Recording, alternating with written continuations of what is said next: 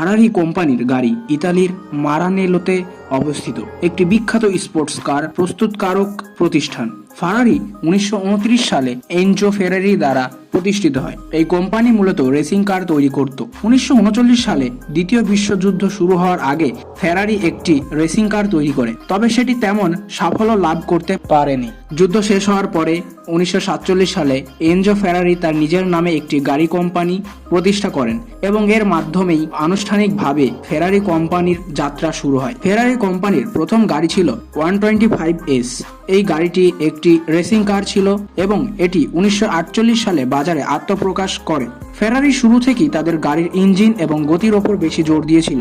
তাদের গাড়িগুলো খুব দ্রুত গতির এবং শক্তিশালী ইঞ্জিনের জন্য পরিচিত। ফেরারি তাদের গাড়ির সুন্দর ডিজাইন এবং অত্যাধুনিক প্রযুক্তির জন্য খুব দ্রুত বিখ্যাত হয়ে ওঠে। এই কোম্পানি বিশ্বের অন্যতম জনপ্রিয় এবং মর্যাদাপূর্ণ স্পোর্টস কার ব্র্যান্ড হিসেবে পরিচিত। আপনার ড্রিম কার কি? কমেন্টে অবশ্যই জানাবেন।